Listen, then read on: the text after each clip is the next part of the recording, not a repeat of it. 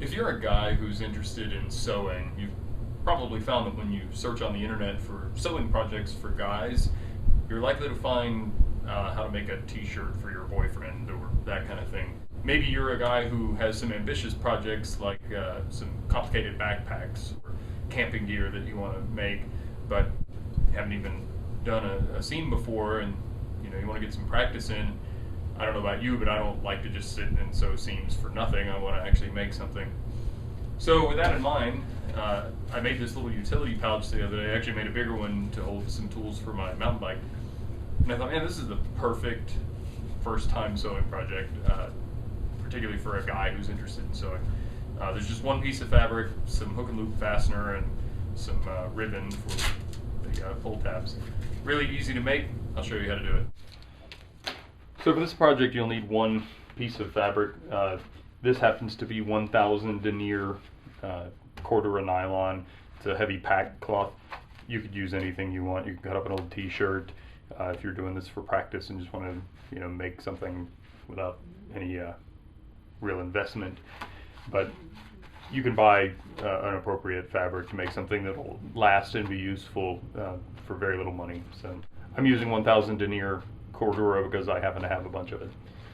So this piece is 12 inches long by 9 inches wide, and again, you can make this any size you want. I just cut it kind of arbitrarily at that measurement. You'll need some hook and loop fastener, more commonly known as Velcro. You should be able to buy it in a strip of the male and female parts just like this.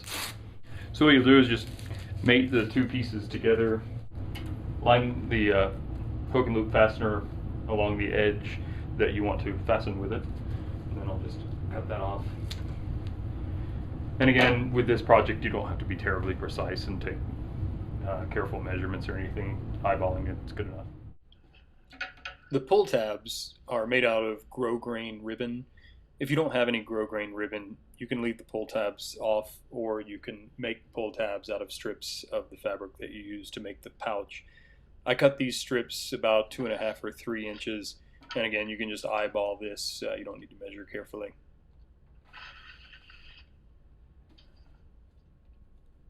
It's very important before you attach your hook and loop fastener that you separate the two pieces.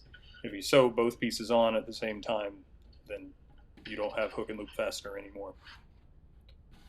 Fold over the edge of the fabric where you want to attach your hook and loop fastener. You'll place the hook and loop fastener so that it overlaps the raw edge of the fabric. This will prevent fraying.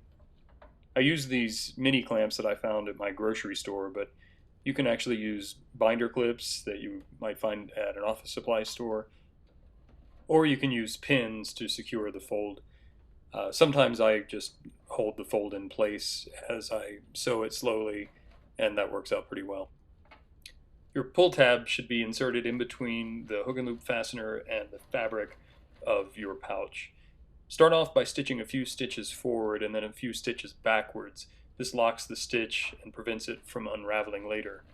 Just sew slowly along the seam and remove your clips or binder clips, whatever you decided to use, as you move along. When you reach the end, to turn, put the needle in the down position and raise the presser foot. This will hold the fabric in place while you make your turn. For the stitch running perpendicular to the edge, you may want to consider just turning the hand wheel on the end of the machine so you don't overrun the hook and loop fastener. Then you make another turn and sew back in the opposite direction, lining the first stitch line up with the edge of your presser foot to ensure a straight seam line.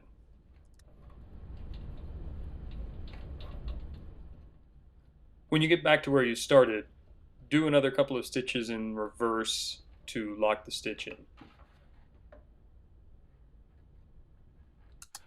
So at this point, we have our hook and loop fastener attached, and what I've done is I've sewn that on so that it covers the raw edge so it won't fray, where I folded this piece over, added our pull tabs. So now we want to sew this together to make a useful pouch. One of the things that I was kind of surprised by when I learned it, and maybe it's obvious and I'm the only idiot who couldn't figure it out, but when you want to have a good looking sewing seam, one of the ways to achieve that is to sew the item inside out and then turn it right side out, and that gives you a nice appearance. So that's how we're going to do this next seam. With the pouch turned inside out, sew a seam as close to the edge as you can down both sides.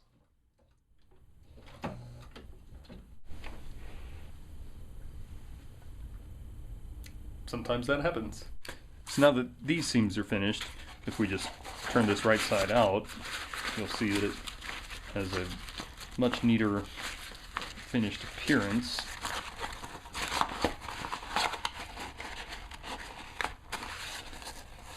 And there you go.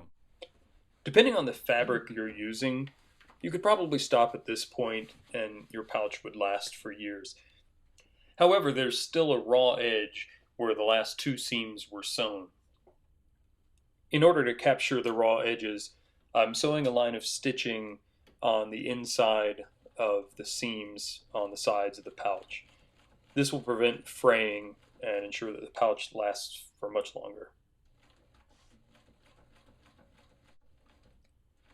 Once you've finished these final two seams, again, back stitching at the beginning and end of each, trim off your thread ends and your pouch is finished. You can make this pouch any size that's useful to you.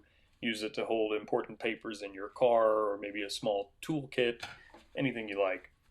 There's lots of options you could add to this. You could put molly webbing on the sides to attach it to something else and make an admin pouch. Possibilities are endless. So make one for yourself and post in the comments below what you're using it for. Make sure you subscribe for more videos like this, and give me a like if you like what you see. Thanks for watching.